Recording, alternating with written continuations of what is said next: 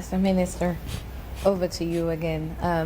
What level of accountability do you expect Sierra Leoneans to demand, especially as we await, the findings from the investigation? You've just mentioned the preliminary from the chief officer from Fire Force, who mentioned that it was electricity malfunctions.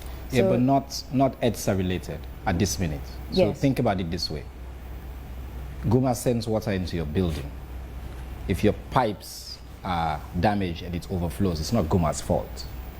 So the reason why I get frustrated sometimes, and I try not to express my frustration, is listen to what my brother Alfonso just said. He just went on a tirade against EDSA without knowing the facts. It's classic. It's true we have one problem with EDSA, and there are challenges with citizens in this country. That's a fact. You can hold that separate. But don't rush don't rush into conclusion about an issue that you don't know yet all the facts on. I just said the professional opinion of the firefighters is that it was a domestic fire situation because of electrical appliances. So what the investigation is doing now is a few things. One, to establish the cause. And as Reverend just said, we need to understand whether this was because of negligence, that should lead to heads rolling, or an intentional. Yes, of course. Look, the consensus, the leadership of the Vice President was clear. A thorough investigation must be conducted. Okay. Police is already speaking to all the people who were in, around, who work there. Everybody is being reviewed. That is what is required by any place where something like this happens. Is there going to be accountability? That will be based on the findings of the reports. That's the right thing to do, and that's right for them to call on. I just want to plead, because I know in a moment of crisis, it's easy to want to be the headline. And I see Alfonso has used some of the big words he's been practicing on me, unfortunate and all that. But he's wrong. The Oval Office, check, Google, where's the Oval Office, where the president sits? I've actually been there, so I know too. And it's public information. The floor where the British Prime Minister lives is public information. It's on the 3rd floor, on 10 Downing Street. It's public information. This is in any democracy. I'm telling him as a matter of fact. I didn't Google it. I've been to these places. I know it. And I know this because before we put out that information, we checked. We're not, look, we have a whole set of people around the table who review all of these things. And we're very intentional about what we were doing in terms of catering to the public needs, the need for public information, and all of that. So yes, he can shout. And again, in a democracy, we can have a debate. Reverend knows I respect him. We've had a public debate many times. But to now try to sit down now and use big words and throw against me versus Reverend, we can have a debate. It's a debate. In this case, it's a bit of a heated debate. But he knows I have no malice whatsoever. And I'm just sharing my own position as he's trying to share his, which is what we should do. That institution used to be actually under our ministry when we just came. And now they're where they are, and they're independent, and we're proud of them for the work that they're doing. That's what democracy requires. So 3 important things. 1, the place of where the president lives is not secret. They are wrong on that.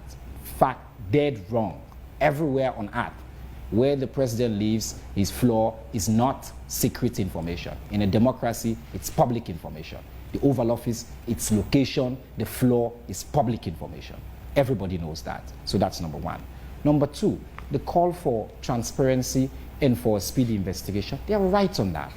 We should all do that. And the citizens should call for that, and we should all work together and ensure not just that this is done in a speedy and transparent way, but yes, if the investigation shows that there was negligence or some action, there should be accountability. And I can assure you, His Excellency the President, the Vice President who's leading on this right now, are committed to that. And number 3, very important for us not to rush into conclusions and impugn our state institutions. They might have problems on their own. And I'm sure EDSA has many problems. As Minister of Information, I have to defend them too many times than I would like to. But the fact of the matter is that put focus on the fact here. The professional opinion of the Chief Fire Officer who has done a preliminary investigation is that it is a fire incident that was caused, probable cause, is because of some malfunctioning of electrical appliances that are left on, appliances that are overloaded, leading to a spark that has led to the fire that has engulfed and severely damaged. I think the public should know this. The third floor and the fourth floor, those offices are badly damaged. We use the word severely in our release because we want the public to know that the damage is not like, oh, now some small fire. This was a huge fire. It required, by the way, the mobilization of every single fire station across Western area, urban and Western area, rural. They had to call for reinforcement. Again, my job, my desire, like them, is for the public to have access to the information, because democracy is dead without information. And that's the information that we have, for the public to know that. Even with all those fire trucks that came from all over, we needed additional backup. We had to mobilize Guma Valley, as I stated in the public release, for Guma Valley to bring additional water bouncers. Now, we're going to have a bigger conversation, as we must, and as they have started alluding to, about our state's preparedness, about how equipped our fire services are, about what we need to do to prevent fire. Not just us as a state for public buildings, but you in your homes. There's too many fire incidents that are being reported right now. These are all reasonable, critical questions that must be asked, and we will ask those questions. But at this stage, the focus is this investigation, what we're doing, and the heroism. I don't want to leave that out. The heroism of the firefighter. I was there. I saw these people coming out of fire. I saw that they risked their lives. I saw that when they were fighting this fire, steps collapsed. These people were fighting. So think about it. A fire is happening. People that don't receive a lot of money, ordinary citizens like you and I, people are running away. They're running into the fire. They are national heroes. Today, on this day, the prevention of that fire from extending to other wings, from coming down to the second floor and others, they deserve a praise from all of us for their heroism. National sovereignty, they say, means everything. I mean, anything. And protecting State House means everything. Do you see more at stake here, taking into account the severity of the incidents we're talking about? The reason you have seen from us 2 press releases, I'm doing all the media shows, is because this is serious. The Vice President is called an emergency meeting, met overnight. The next day, Vice President is directed, inspected, set up a response team, brought all this.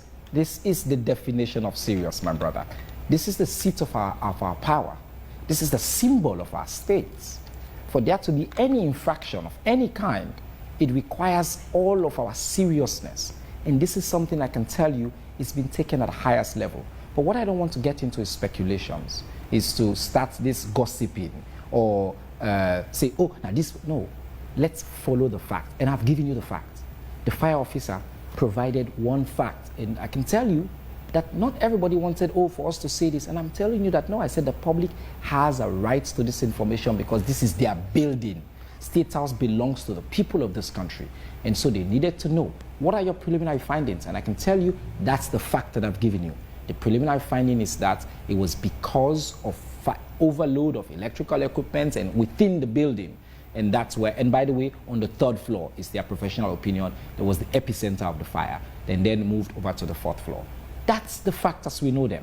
And that's the fact. And once we have any updates, my commitment to you, and I can tell the people of Sierra Leone that I've done in almost 2 years in this job, is we will bring you the facts as we know them, because you have a right to that information.